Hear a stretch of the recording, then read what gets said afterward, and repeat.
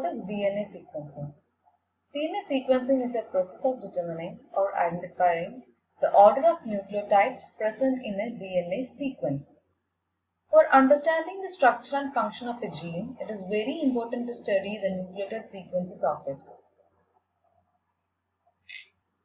DNA sequencing serves this purpose. In a sequential manner, the long chain of DNA is read by the sequencer machine. DNA consists of the nitrogen bases adenine, thymine, cytosine and guanine, and the other ingredients are sugar and phosphates. DNA sequencing is termed as a laboratory technique employed to know the correct DNA sequence by the sequential chemical reaction. Laboratory processing and computational analysis are the key process in DNA sequencing. In the process, the amplification done by each nucleotide is recorded in the form of signals, which are collected by the machine and analyzed on the computer. The nucleotides are either radio or fluorescent labeled. The story of DNA begins when Watson and Crick discovered the structure of DNA in the year 1953. Thereafter, in the year 1977, Frederick Sanger postulated the first method for sequencing the DNA and named as a chain termination method. In the same year, the chemical method of DNA sequencing was explained by Alan Maxam and Walter Gilbert. So, what are the steps in DNA sequencing? The first step is sample preparation, that is DNA extraction. Here the DNA is our starting material, therefore we need to isolate DNA first. It can be from animal, plant, bacterial, or any environmental DNA can be used for it. The next step is PCR amplification of target sequence. Amplification is an important step in sequencing.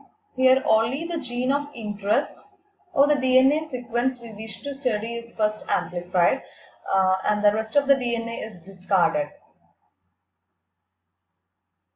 The next step is amplicon purification. Amplicon is a pure DNA fragment. It's always necessary to make the process devoid of contaminations. If any unbound primers or unused tag DNA polymerase or unused DNA templates or unused PCR reaction buffer components are present, these can lead to abort DNA sequencing, and that is the reason why amplicon purification is required. And the next step is sequencing pre-preparation. Sample pre-preparation is a very crucial step during DNA sequencing. During this step, adapted DNA sequences are ligated on both DNA ends. To the adapter, the primer anneals for doing amplification. And this amplification process in sequencing is similar to PCR. But the nucleotides here are either radio or fluorescent labeled. Next step is the DNA sequencing. The prepared reaction tubes are placed in the sequencer machine. During the reaction of the sequencer, denaturation, annealing and extension occurs simultaneously. Here we are using labeled nucleotides. The signals produced during the reaction is recorded. And the data is sent to the computer for data analysis. Once the whole DNA is sequenced, the sequence data is compared with other available data by the software to find out variation and other mutation present in a gene. This flowchart represents the general steps in DNA sequencing. The steps mentioned here vary from platform to platform. It's just a generalized representation. As I told, the main step is sample preparation, PCR amplification, amplicon purification, sequence pre-preparation, DNA sequencing, and finally data analysis. So now just we will look into the methods in DNA sequencing.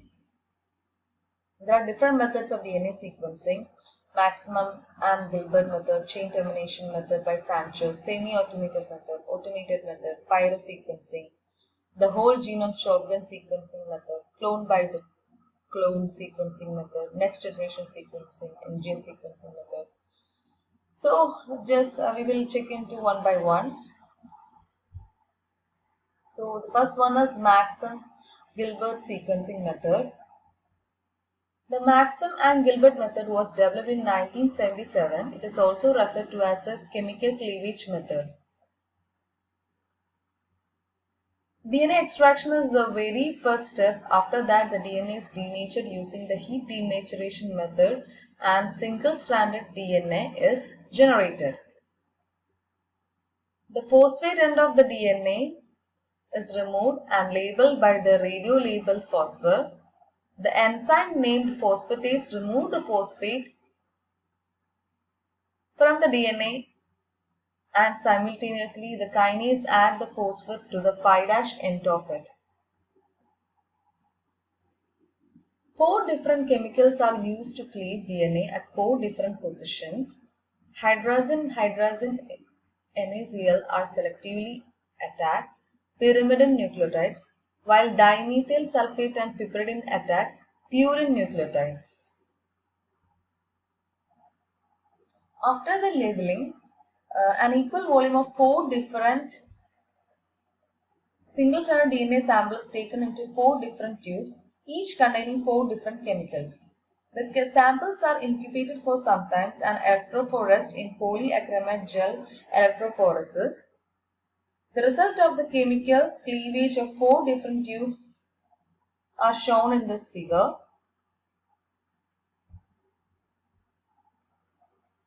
Due to the radiolabel phosphor end of the DNA bands visualized through autoradiography.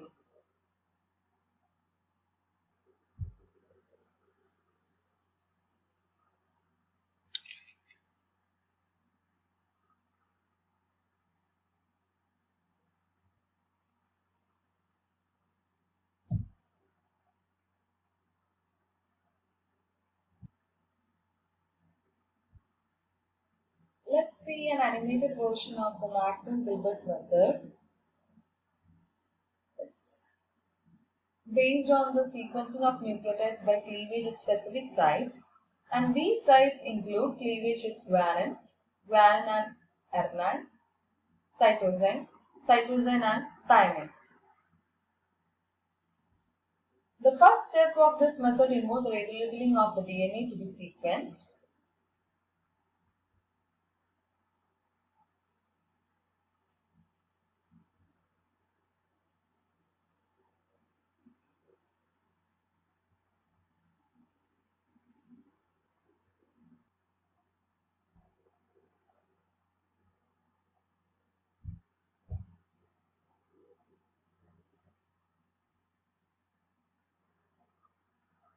The 5' end of the DNA is removed by alkaline phosphatase.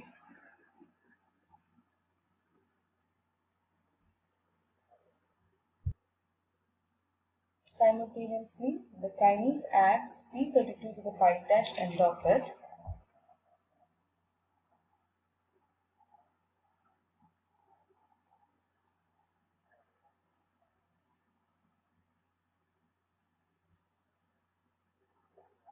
And this allows the sequence will be obtained from the 5' end of the DNA. The next step involves the cleavage of DNA at specific bases. For this purpose, the polynucleotide chain is divided into 4 tubes.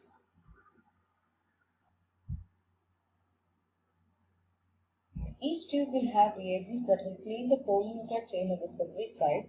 These include G, G and A, C, C and T. Let's talk about the cleavage at G. The guanine is methylated by dimethyl sulfate. and the methylated G-guanine is treated with 4-piperidine, then the sugar phosphate backbone gets cleaved. Now cleavage at C. Here hydrazine in presence of 1.5 molar NaCl along with 4-piperidine will cause cleavage at C. Now cleavage at C and T. Hydrazine without NaCl in the presence of hot piperidine will bring cleavage at G and A is treated with formic acid and hot piperidine.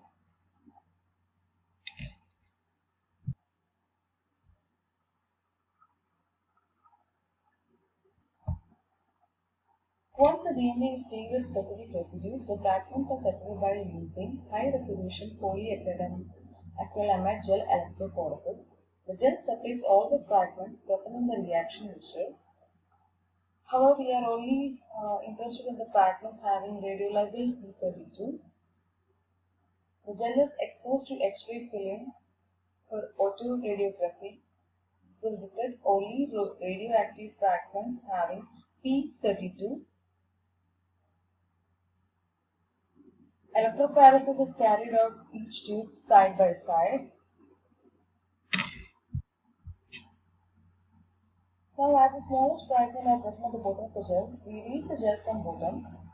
Lane 2 and 3 represents C and C plus D. Lane 2 and 3 have 2 bands. So, the first nucleotide is C.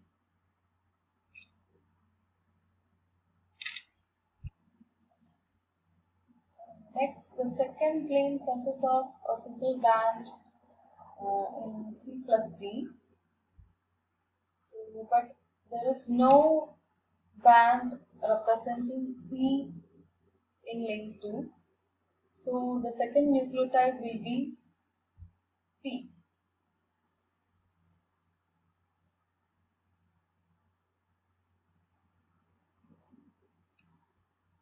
Lane 4 has a. In this way, you can find out all the nucleotides that is present. So, the Maxine-Gilbert method is more accurate than Sanger sequencing. It's best suitable for DNA proofreading and DNA structural studies. In this present automation time, this method is used in genetic engineering studies. But the scalability of it is poor and only 400 base pairs can be sequenced. Moreover, it is less popular because of the use of harmful radiolabeled chemicals. Sanger and co-workers developed a chain termination method of DNA sequencing after a few years of the Maxine and Gilbert method. This method is also known as first generation DNA sequencing method. The chain termination method is also referred to as dideoxynucleotide sequencing because of the use of the special types of dideoxynucleotide triphosphates. It's otherwise termed as DDNTPs. The DDNTPs are different from normal DNTPs, that is deoxynucleotide phosphates, because it possesses the hydrogen group instead of a hydroxyl group in the DNTPs.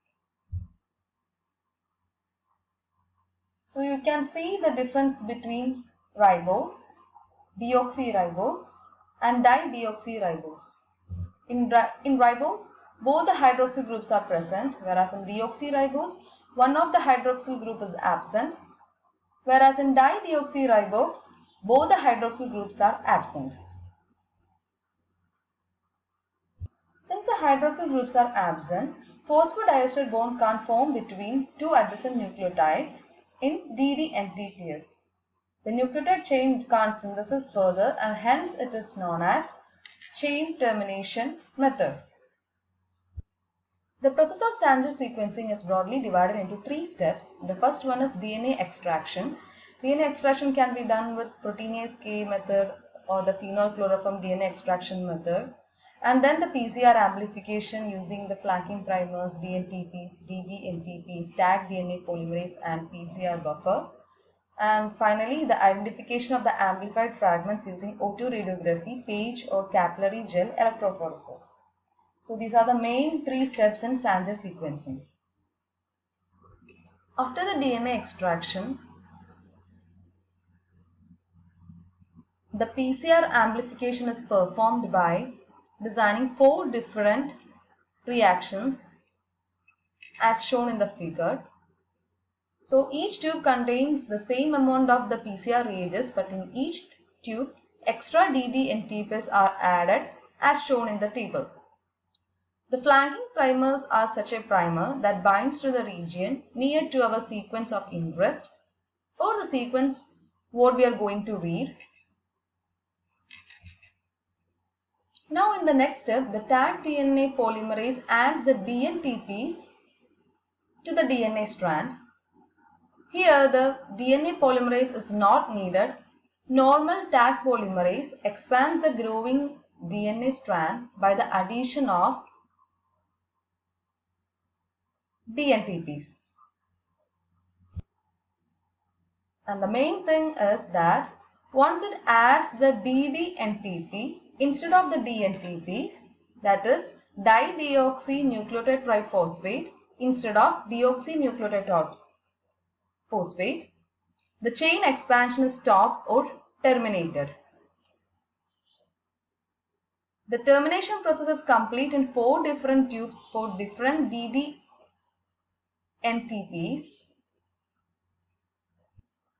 For example, in the ddATP tube, it terminates the chain at all the positions where the DATPs are going to bind.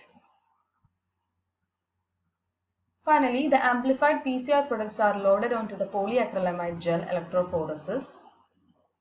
The DNA fragments migrate into the gel based on the size of the fragments. The smaller fragments run faster towards the positive charge than the larger fragments. And depending upon the type of labeling, the gel is then analyzed under UV light or X-ray film. Let's again check into the whole process.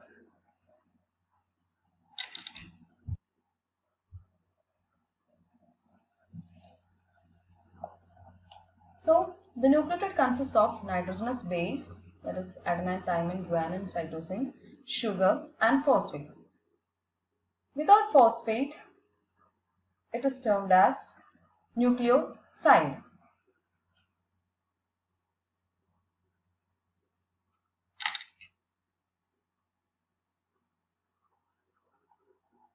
If the hydroxyl group at 2' end is removed, then it is called deoxynucleotide. The DNTPs are present in the DNA and they are used as a substrate by the enzyme DNA polymerase. All the DNA polymerase like DNA polymerase 1, 2 and 3 uses DNTPs as their substrate. The OH group attached at 3' play an important role in DNA polymerization reaction. During DNA polymerization, there is a reaction between 3' OH and phosphate of the new DNTP.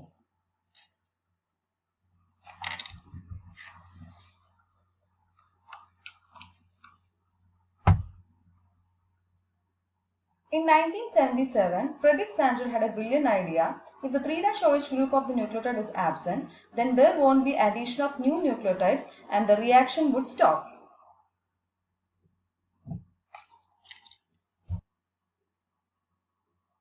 The nucleotide having 3' OH group absent is called dideoxynucleotide.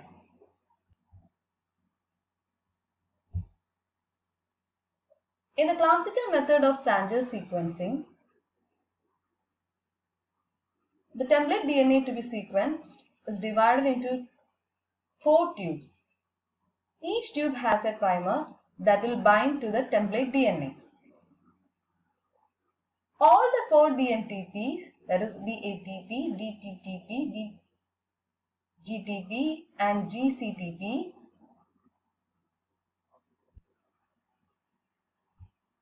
are present along with DNA polymerase enzyme. It adds DNTPs on the template DNA. The interesting part is the reaction mixture also has one radio-labeled dideoxynucleotide at low concentration.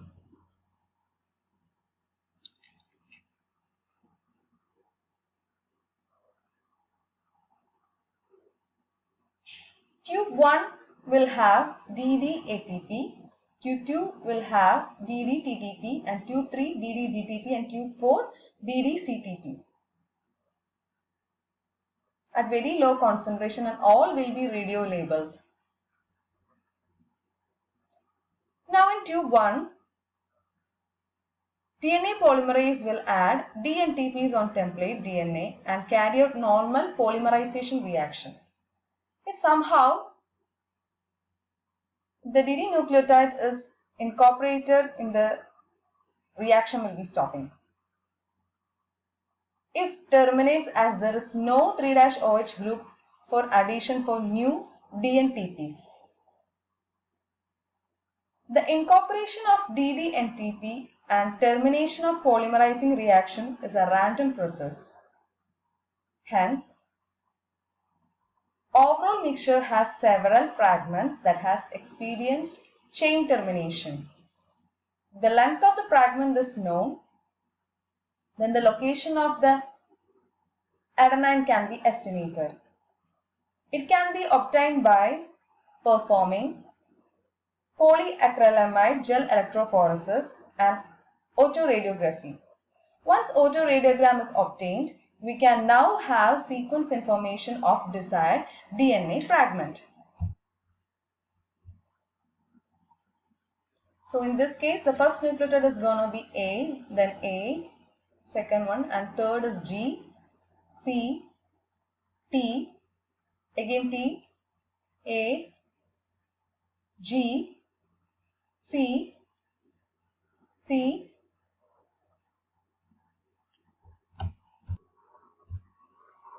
in the Moder-Sancher sequencing method, each of the DD and TP is attached with a fluorescent dye. It can be yellow, blue, green, red.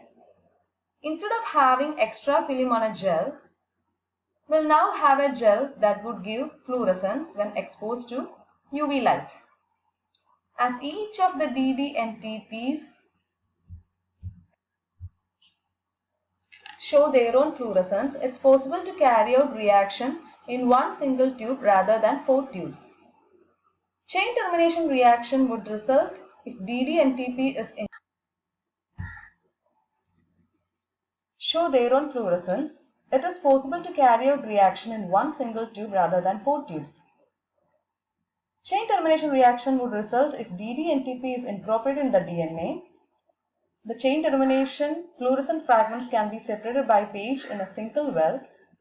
The more advanced system use capillary electrophoresis for the separation of fluorescent DNA fragments, and these capillaries are further equipped with charge coupled device or CCD for the detection of fluorescence signals. The Sanger sequencing is the gold standard method for research as well as in the diagnosis. Because of its easy setup and high reproducibility, its automation had done easily. The process is fully or partially automated. A detector detects a fluorescent signals each time when the chain is terminated. Further, the signals are recorded and analyzed computationally. The computational software generates various fluorescence peaks depending upon the amount of fluorescence emitted. The manual Sanger method was tedious, so automated or semi-automated Sanger sequencing method was used, and it is based on the principles of Sanger's method with some minor variation. Instead of the 4 different reactions, automated DNA sequencing was carried out in a single tube, which means on a gel, the DNA runs in a single lane. Here, the fluorescent labeled set of primers are used instead of DD and TPs. Thus 4 different primers give 4 different peaks.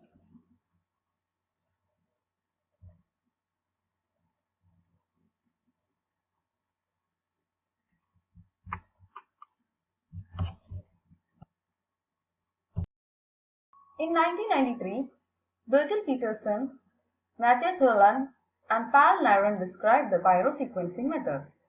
This method is based on the detection of the pyrophosphate released during the chain reaction of nucleotide addition.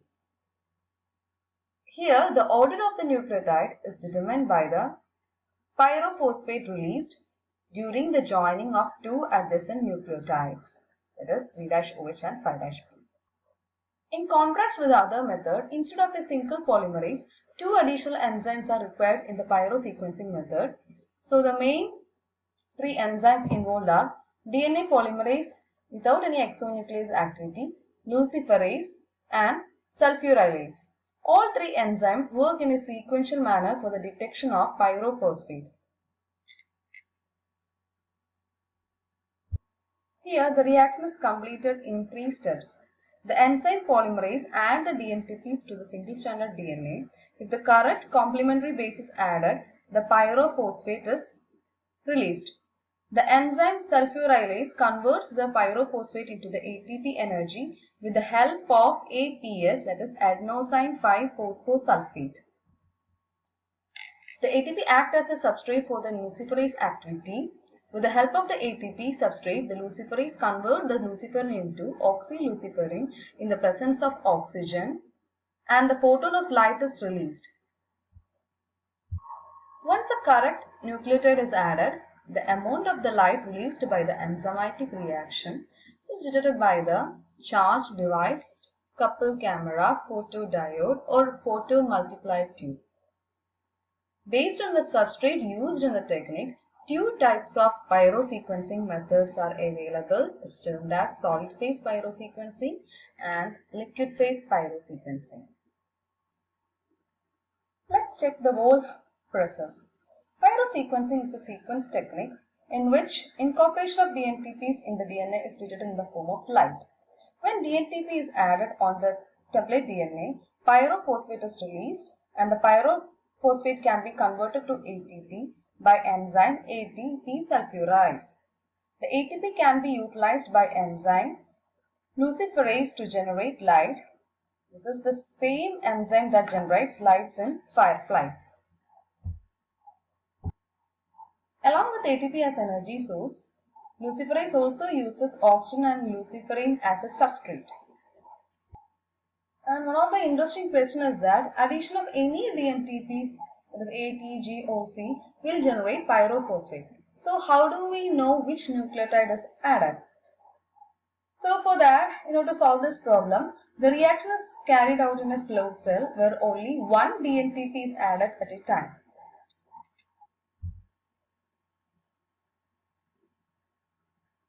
The flow cell is controlled by computer which know which DNTP is added.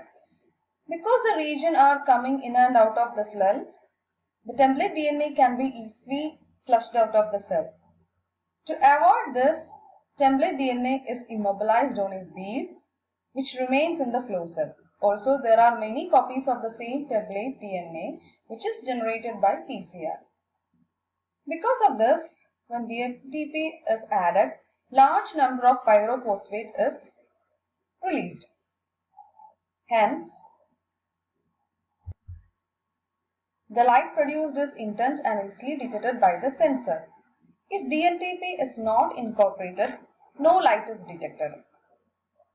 Hence, the sequence information of the DNA can be easily obtained with light.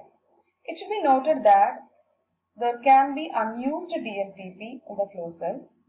It can be removed by apirase enzyme. The advanced version of pyrosequencing allows sequencing of the different template in the simple one.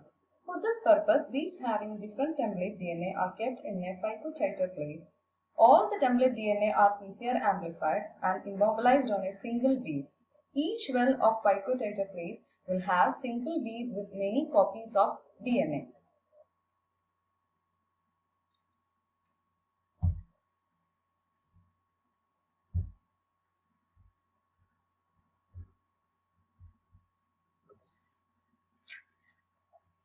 The picotator plate is then kept in a flow cell where the reagents are added and flushed.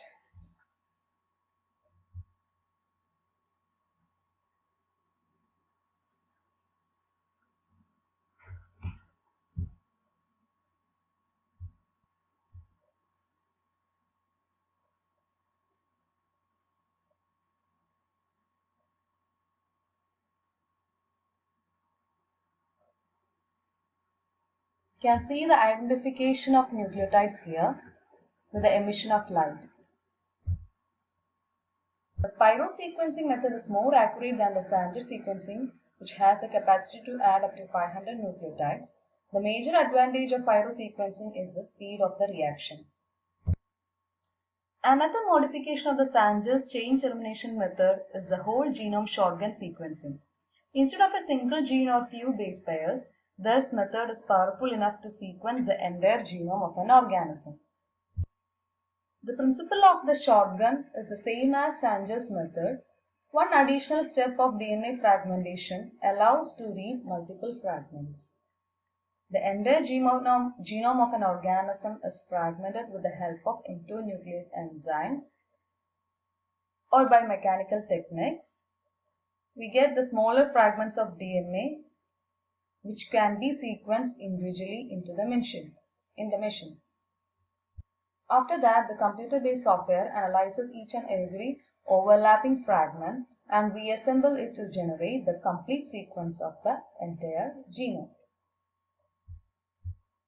It can be divided into four main steps. The first one is the fragmentation of the DNA with the help of restriction endonucleases or by physical method. And then is the formation of libraries of the subfragments. The fragments are ligated in vectors and an entire library for various vectors are generated. And the third step is the sequencing of these fragments, and each library is sequenced individually. The overlapping fragments are called the contigs and these are read by the computer. And in this you can see the whole process. First thing is the fragmentation of DNA with the help of restriction endonucleases or by any mechanical technique.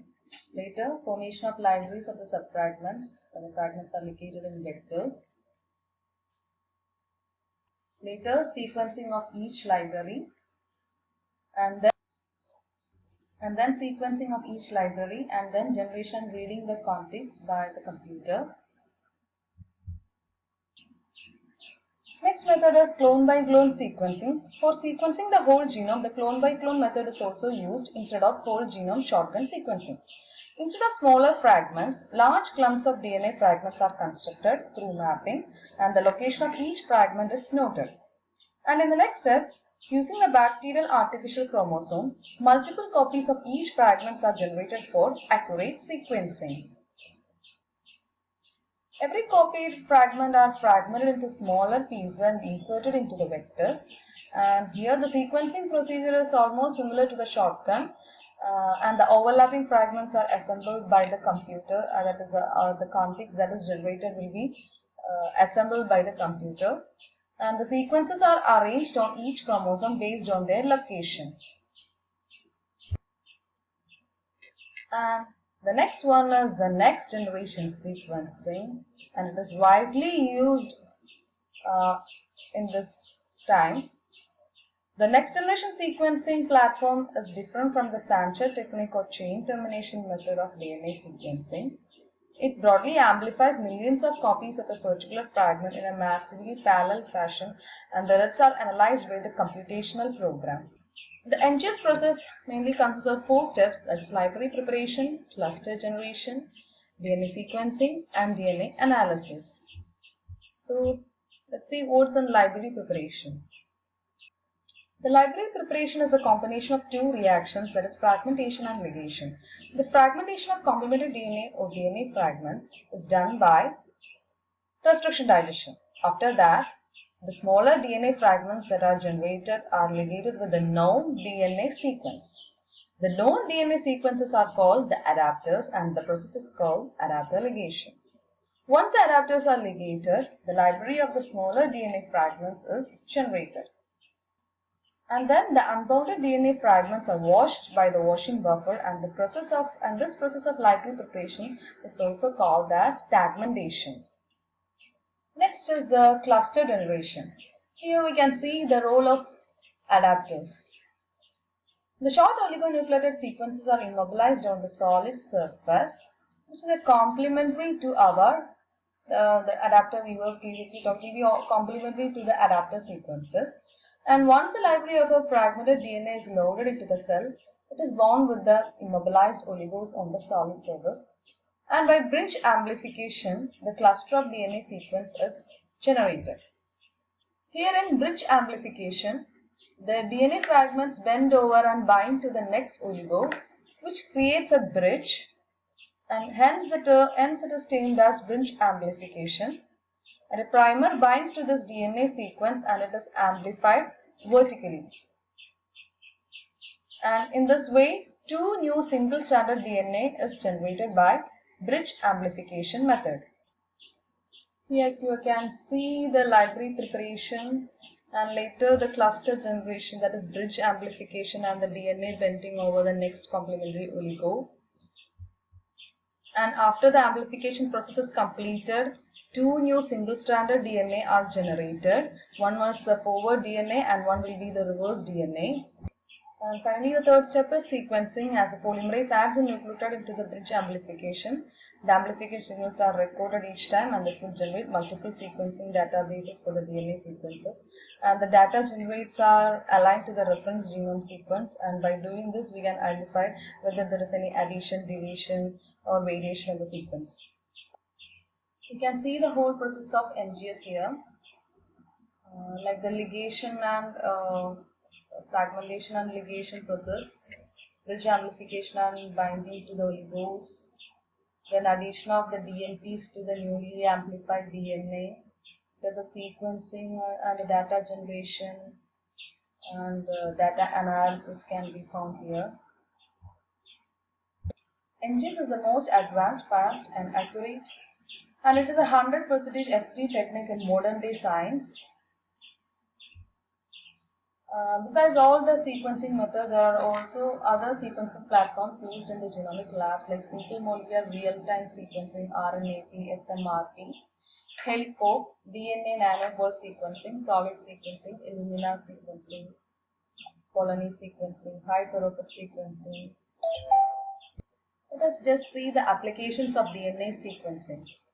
In forensic science, it is used for parental verification, criminal investigation, identification of individual through any of the available samples such as hair, nail, blood or tissue. And in medical science, DNA sequencing can be used in the identification of genes responsible for hereditary disorders. And in the agriculture sector, GMO species can be identified using this method. It's used in exon or intron repeat sequence and tandem repeat identification and detection. Also for the microbial identification and characterization, and also has a great application in the oncology and cancer studies to identify the cancer causing genes. And in the latest scientific trends, the development of gene therapies and the concept of personalized medicines cannot be fulfilled without the NGS like robust technique.